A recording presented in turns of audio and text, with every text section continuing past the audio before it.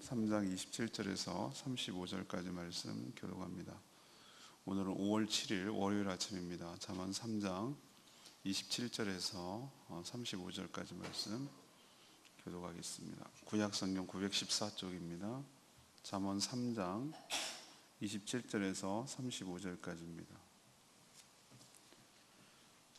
내 손이 선을 베풀 힘이 있거든 마땅히 받을 자에게 베풀기를 아끼지 말며 내게 있거든 이웃에게 이르기를 갔다가 다시 오라 내일 주겠노라 하지 말며 내 이웃이 내 곁에서 평안히 살거든 그를 해하려고 꾀하지 말며 사람이 내게 악을 행하지 아니하였거든 까닭없이 더불어 다투지 말며 포악한 자를 부러워하지 말며 그의 어떤 행위도 따르지 말라.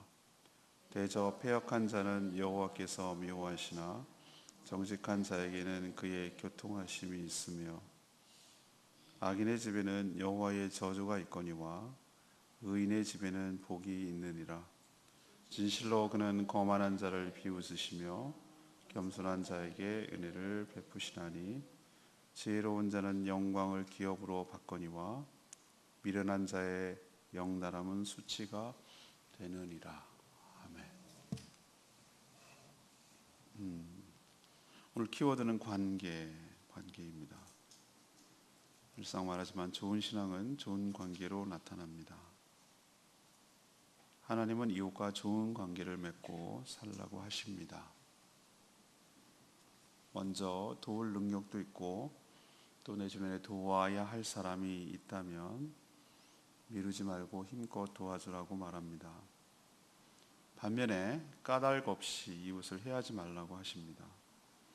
하나님이 다 지켜보고 계시기 때문이죠.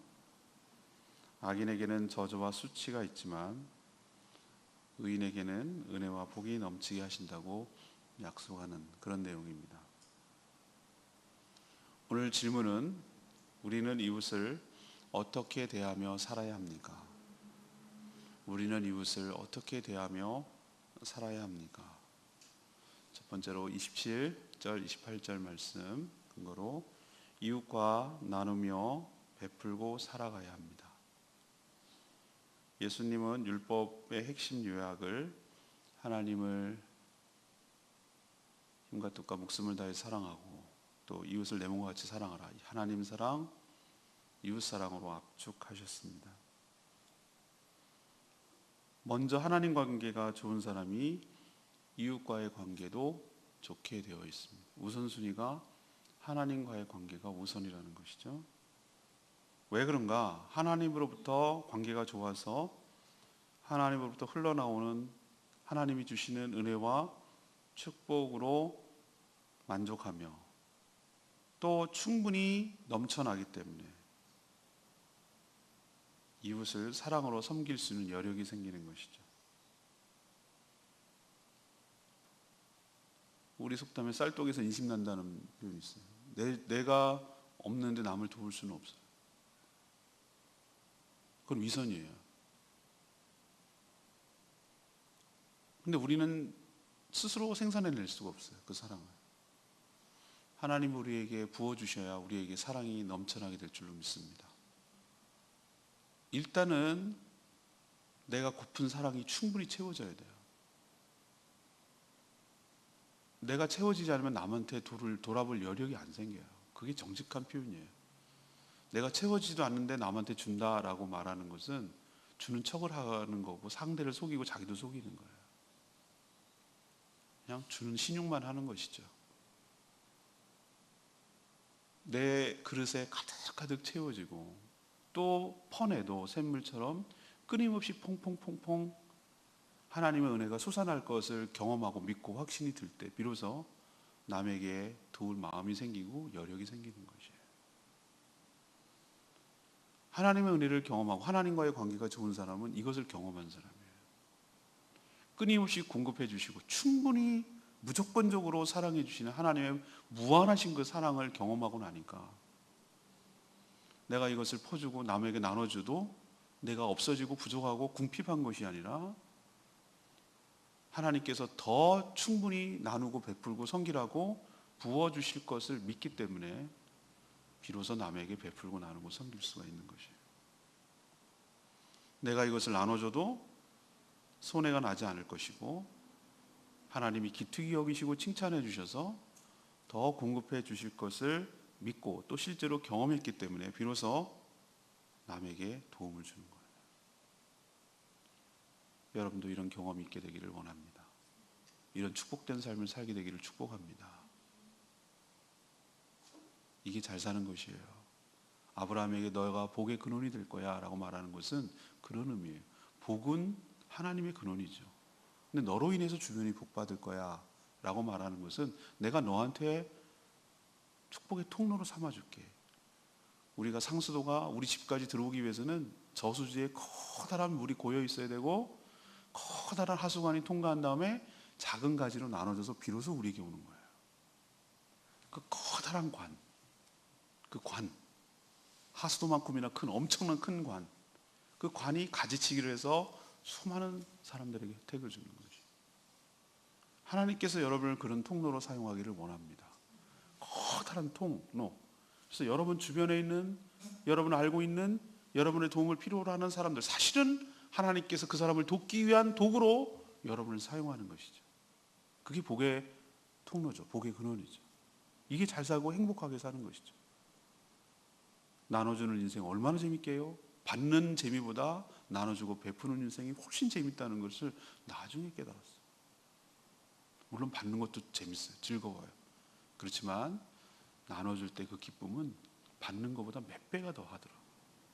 이것을 아는 사람만이 누릴 수 있는 특권이고 축복이에요. 오늘 뭐라고 얘기합니까?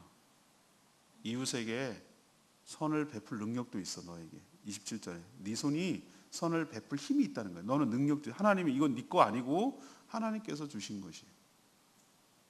그리고 네 주변에 마땅히 받을 자가 있어. 우리는 자꾸 마땅히 받을 자라고 생각하면 나한테 잘해주고 나한테 선대하고 뭐 이런 사람을 생각하는데 아니에요. 그게 아니라 나의 도움을 필요로 하는 사람을 말하는 것이에요. 그 사람이 나한테 뭐 준 거 없어. 잘해준 적도 없어. 저도 고마운지도 모르는 것 같아요. 어떨 때는. 그럴지라도 누군가가 나의 도움을 필요로 하는 사람이 눈에 보이거든. 눈에 띄거든. 두 가지 조건이에요. 너에게 선을 베풀 능력이 있어. 그리고 네 주변에 너의 도움을 필요로 하는 사람이 있어. 그러면은 베풀기를 아끼지 말라고 그렇게 오늘 조언하고 계세요. 그리고 우리의 그 얄팍한 마음과 우리의 연약함을 아주 잘 드러내고 있는데 왜 그러냐면 하나님께서 우리를 너무 잘 아시기 때문에 28절처럼 하지 말라는 거예요. 네가 있는데, 너가 분명히 있는데 이웃에게 말하는데 갔다가 다시 내일 와, 다시 와, 내일 줄게 라고 말하지 말라고. 미루지 말라고. 핑계대지 말라고. 어떻게 하면 더 적게 주지? 어떻게 하면 최대한 늦게 주지? 이러지 말라고. 도움을 보면 도와주라고. 왜 내일이 오라고 하지 맙니까? 내일 상황이 어떻게 될지 아무도 몰라요. 내일 그 사람이 도움이 필요로 없는 상황이 될지도 몰라요. 그리고 그 사람이 내 곁에 있을지도 몰라요. 없을 수도 있어요.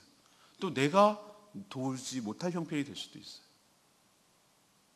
결정적으로 내 마음이 바뀔 수가 있어요. 그렇기 때문에 오늘 하라는 거예요. 내일로 미루지 말라는 거예요. 미래는 하나님의 것이기 때문에 내 생에 오늘이 나의 마지막인 것처럼 나누고 베풀고 섬기며 사는 것이 옳은 것이고 잘 사는 것인 줄로 믿고 이것이 지혜로운 삶인 줄로 믿습니다. 어차피 오리지널 내 것은 단 한 개도 없어요. 하나님이 다 은혜로 주신 줄로 믿습니다. 하나님께서 모든 사람을 축복하사 다 잘 살게 되기를 바라는 마음에 우리를 마치 물초롱처럼 스프링클러처럼 우리에게 복을 주셔서 주변이 흩어지고 골고루 뿌려지고 골고루 스며들라고 우리에게 복을 주신 줄로 믿습니다. 이런 사람이 보면은 더 많은 복을 누리고 살더라고. 움켜잡고 움켜쥐고 알뜰하게 모으고 자기 것만 챙기고 이러면 더 부자가 될 것 같은데, 예, 부자 됩니다. 근데 어느 정도까지 부자 되고 그 이상은 안 됩니다. 누구도 존경하지 않습니다. 뒤에서 욕합니다. 저런 사람 만나, 자린고비라고.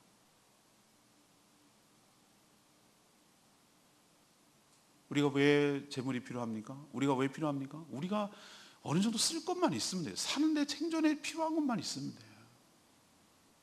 그 나머지 것은 하나님의 뜻을 위해서 선하게 쓰라고 하나님께 주신 축복인 줄 알고 그렇게 사용해서 이웃과의 관계를 좋게 하고 이웃과의 관계가 서로 축복된 관계가 되도록 그렇게 살아가는, 그래서 적극 선을 행하는 저와 여러분 되기를 소망합니다. 이게 잘 사는 겁니다. 두 번째는 29절 31절 말씀, 이웃을 함부로 해하지 말아야 된다는 거예요. 이웃을 함부로 해하지 마라.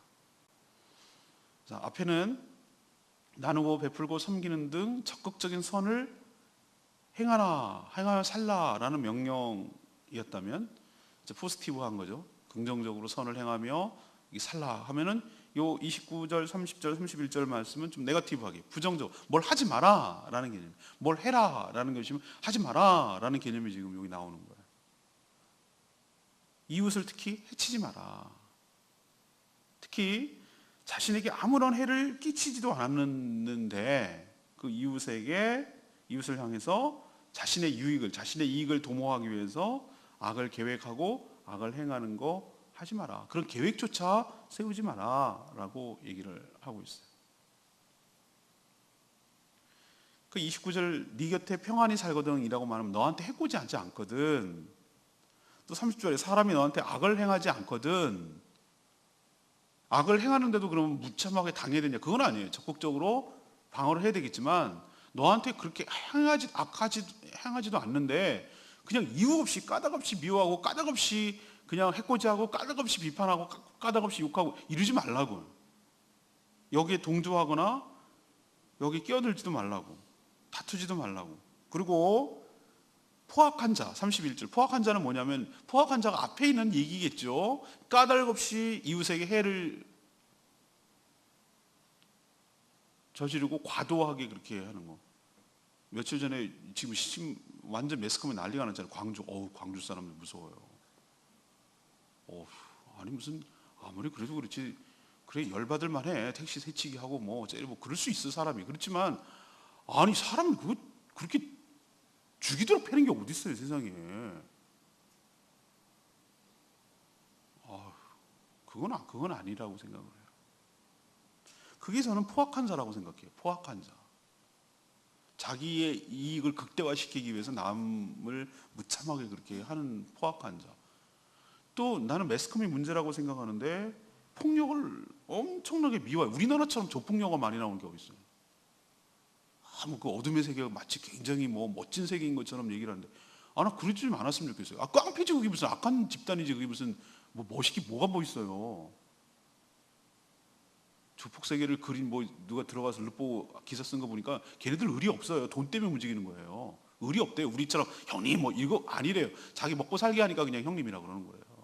얼마든지 돈 없으면 배신한대요. 그게 조폭 세계예요.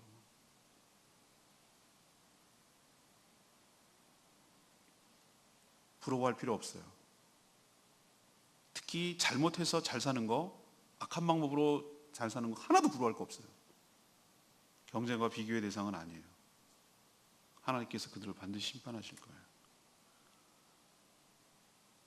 아무런 해를 끼치지 않는 이웃과 더불어 함께 잘 살아가는 것, 이것이 하나님께서 원하시는 것이고 또 각자의 삶이 있기 때문에 비교하고 경쟁의 대상이 아니에요.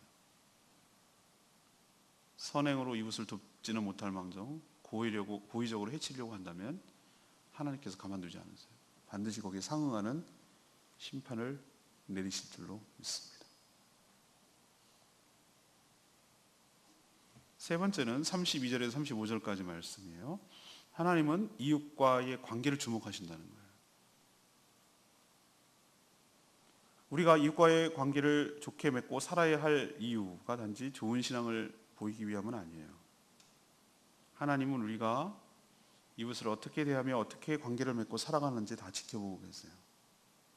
하나님이 이웃을 함부로 대하는 패역한 자를 미워하신다고 하셨어요. 하지만 이웃에게 정직하게 행하는 자, 그 자와는 교통이라고 말하는 것은 교제하신다는 거예요. 하나님과 친분을 맺어간다는 뜻이에요. 또한 이웃을 돕고 섬기며 베푸는 자에게는 하나님께서도 역시 그에게 복을 주시지만, 오늘 성경에 나와 있어요. 또 고의적으로 다투고 해치는 자들에게는 뭐가 내린다? 저주가 내린다고 표현하여 있어요. 하나님을 의식하지 않고 거만하게 이웃을 대하는 자를 하나님께서는 오히려 비웃으신다고 하셨어요. 반면 이웃과 비교하지 않고 늘 겸손하게 대하는 자에게 은혜를 베풀어 주신다고 서로 대조하고 있어요. 대조. 이렇게 하면 이렇게 하고 서로 악한 자와 선한 자를 대조하고 있어요. 이런 삶이 어떻게 가능합니까? 지혜가 있어야 가능해요. 지혜는 처세술이 아니라고 말씀드렸어요. 어떻게 해야 잘 사는 것인지 하나님의 시각에서 인생을 바라볼 수 있는 열린 눈이 있는 것, 그 지혜라고 말할 수 있어요. 지혜 자체가 복이지만 지혜롭게 살면 영광을 기업으로 얻는다고 하나님께서 약속하고 있습니다. 하지만 지혜를 거부하는 미련한 자는 잘 돼도 그것이 오히려 수치로 바뀌게 될 것이다 라고 이야기를 하고 있어요. 제가 서두에 서론에 얘기했지만 이웃을 대하는 태도가 나의 신앙의 진짜 모습이에요. 그 사람이 신앙이 좋다 안 좋다라는 것을 어떻게 합니까? 우리는 자꾸 교회 안쪽으로만 생각해요.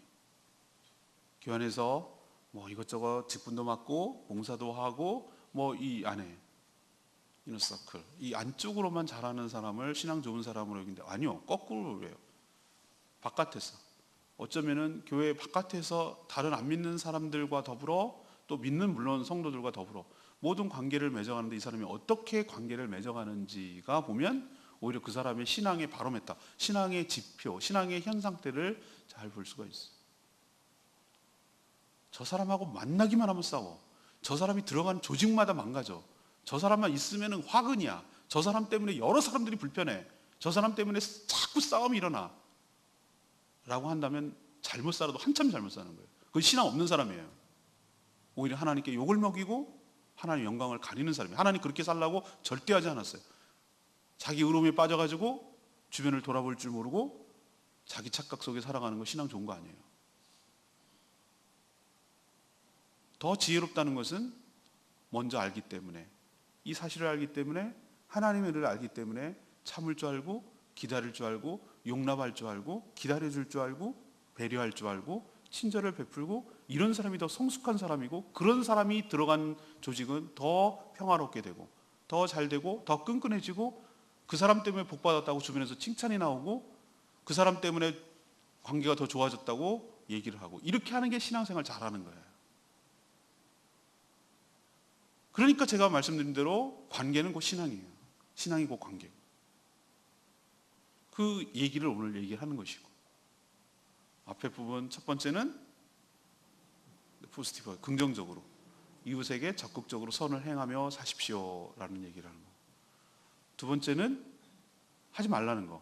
이웃에게 고의적으로 일부러 악한 행위를 해치려고 하는 것을 하지 마십시오라고 하는 것이고, 세 번째는 하나님께서 그것을 평가하고 테스트하고 다 지켜보고 계시니 그 결과가 여러분들 분명하게 이렇게 드러나니 여러분은 이것을 의식하고 생각하고 사십시오. 이게 지혜롭게 사는 것이고 잘 사는 것입니다. 좋은 관계 속에 사는 것이 잘 사는 것입니다 라고 얘기하는 것이고, 저는 오늘 레마의 말씀이 33절 말씀이에요. 33절 뭐라고 돼 있죠? 악인의 집에는 여호와의 저주가 있거니와 의인의 집에는 복이 있느니라. 여기서 제가 번쩍 드는 말이 하나 나왔어요. 집이란 말이에요. 집. 선행과 악행은 행하는 당사자의 문제라고 자꾸 생각을 해요. 그 개인의 문제다. 물론 개인의 문제 맞아요. 그렇지만 오늘 여기서 나오는 집이라는 개념이 뭘까? 이건 공동체의 개념이거든요. 1차적인 공동체는 가정, 그가 속한 가정의 문제이기도 하고, 또 집은 우리가 가정교회를 하고 있고 하나님의 집이 교회니까 이건 지분이라고 말했을 때 그것은 공동체, 교회를 의미할 수도 있어요. 확대되면은. 그러니까 그가 속한 가정, 그가 속한 공동체에도 영향을 준다는 거잖아요. 특히 자녀들은 부모의 뭘 배우냐면은 말을 뭐 똑바로 살아 뭐 이런 말해 갖고 절대 안 배웁니다. 절대 그거 갖고 그런 거 기대도 하지 마세요. 그냥 부모가 살아가는 삶을 보고 배워요. 삶을 보고 뒷모습을 보고 배운다.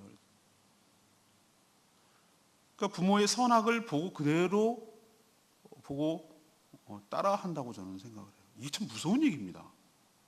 왜 집안을 봐야 되냐면 그대로 배우니까. 저는 한림그룹 그 사람들 보면서 내가 많은 걸 깨달아요. 나는 그 딸의 문제라고 생각했어요. 이 딸들이 왜 저 모양이야? 근데 여러분 다 보셨죠? 그 엄마 어떻게 하는지. 딸들이 괜히 나왔겠어요? 뭐 보고 배웠겠어요?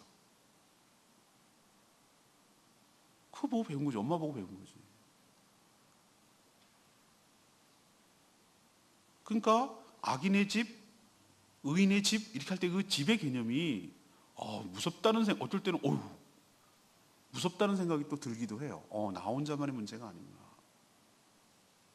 나 혼자 때문에 나뿐만 아니라 나이가 속한 공동체, 가정이 됐든 교회가 됐든 그 영향을 미친다. 다시 말해서 저주가 임하게 될지 축복이 임하될지 나의 하나의 삶으로 영향을 준다고 생각하면 얼마나 두렵겠어요.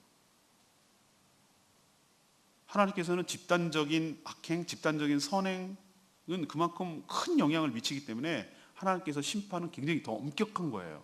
그렇기 때문에 악인의 집에는 여호와의 저주가 임하거니와 이런 표현을 쓰는 거예요.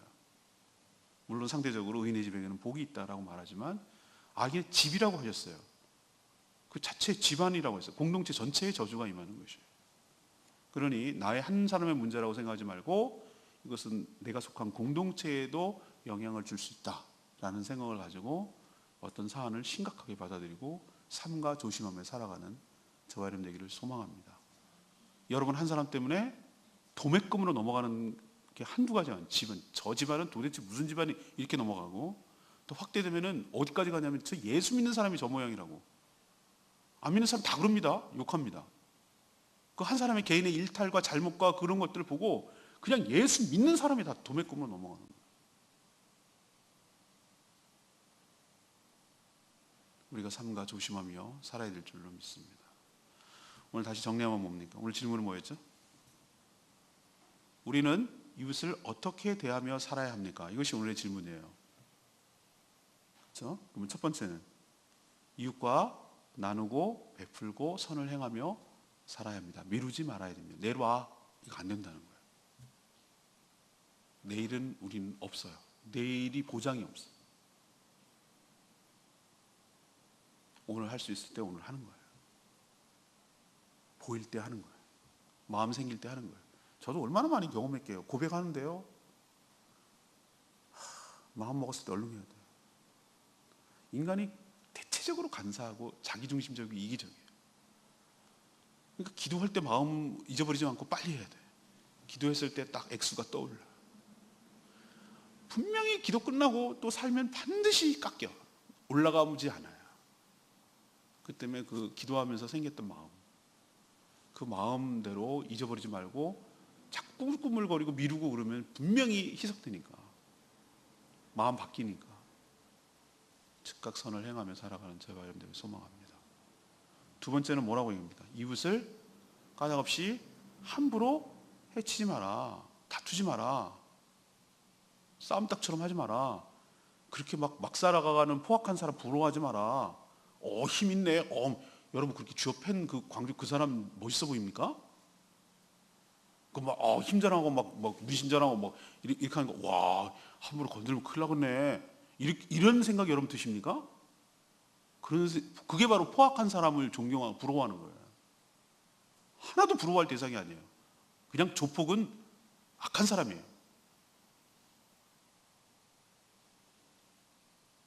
세 번째는 뭐죠? 하나님과 이웃과의 관계를, 하나님은 이웃과의 관계를 뭐 한다고요? 주목하고 거기에 상응하는 결과를 주신다는 거예요. 그러니까 우리는 좋은 관계 속에서 선을 베풀며 살아가는 그런 삶이 되기를 축복합니다.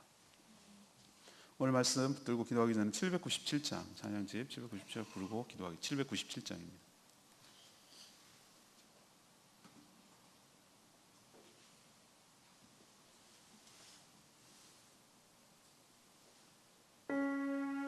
797장. 하나님께서 당신을 통해 메마른 땅에 샘물이 나게 하시리라. 가난하고 목마른 영혼이 당신을 통해 주님의 사랑을 알기를, 여러분이 축복의 통로로 쓰임받게 되기를 원합니다. 하나님께서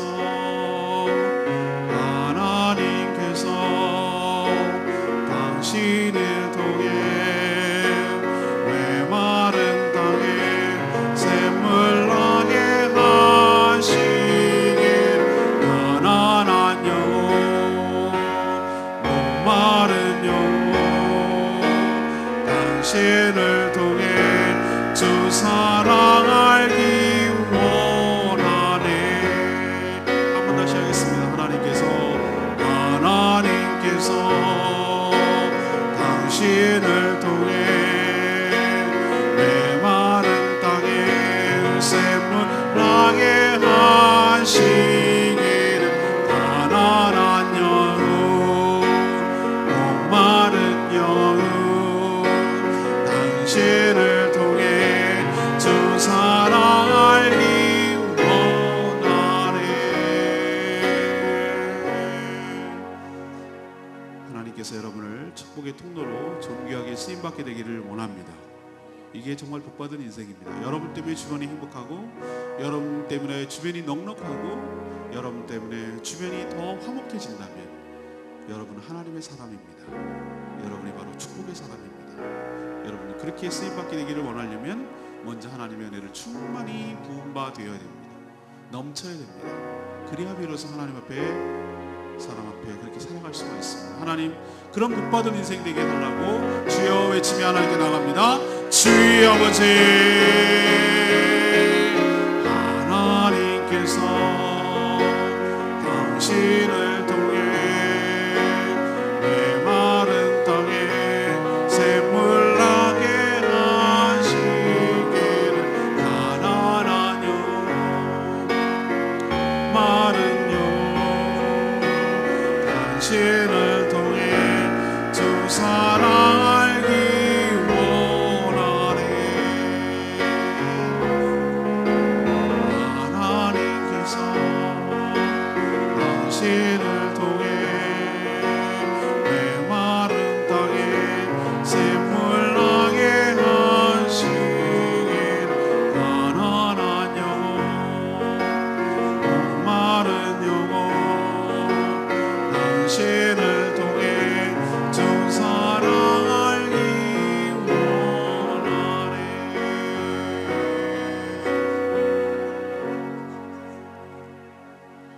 하나님, 우리가 이웃을 어떻게 대하며 살아야 하는지를 가르쳐 주시니 참 감사합니다.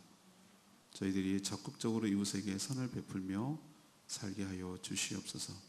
자신이 선행을 행할 능력이 있고 또 나의 도움이 필요로 하는 사람이 보인다면 미루지 말고 바로 돕게 하여 주시옵소서. 하나님의 축복의 통로로 쓰임받게 하여 주시옵소서. 또 이웃을 아무런 이유 없이 해치지 않게 하여 주시고 그런 생각조차 먹지 않도록 은혜를 부어 주시옵소서. 하나님이 모든 행동과 관계를 다 지켜보고 계심을 알게 하시고 또 거기에 따른 축복과 저주가 있음을 알고 우리가 하루하루 살아갈 때 올바로 살아가게 하여 주시고 특히 좋은 관계를 맺고 살아가는 저희들 되게 하여 주시옵소서. 오늘 하루도 주님의 은혜로 살기를 원합니다. 간구하는 기도마다 응답하여 주시고 연약한 자들이 온전히 회복되게 하여 주시옵소서. 영원하여 제사장들을 힘쓰게 하시고 주변 사람들을 관심 있게 보고 주님께로 인도하는 일에 애쓰는 저희들 되게 하여 주시옵소서. 오늘도 말씀을 붙들고 말씀대로 사는 것이 무엇인지를 깨달아 알려주시옵시고 지체 없이 시행하고 순종하는 저희들 되게 하셔서 말씀이 우리 삶을 지배하며 말씀이 우리를 이끌어가는 복된 인생 되게 하여 주시옵소서. 주님께 감사드리며 예수 그리스도의 이름으로 축복하며 기도합니다. 아멘. 오늘 하루도 주님의 은혜로 살아가기를 원합니다. 이 한 주간도 승리하시길 바랍니다. 오늘 방송은 이미 녹음을 했습니다. 오늘 대체일이라서 감안하시기 바랍니다. 기도하겠습니다.